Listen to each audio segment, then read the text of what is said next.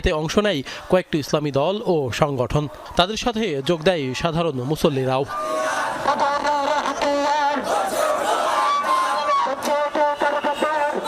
কণ্ঠে জায়নবাদ বিরোধী স্লোগান, হাতে ফিলিস্তিনের পতাকা। বাইতুল মোকাররমের উত্তর গেট থেকে বিক্ষোভ মিছিলটি পল্টন মোড় হয়ে বিজয়নগর পানির ট্যাঙ্ক ঘুরে আবারও পুরনো পল্টন মোড়ে এসে শেষ হয়।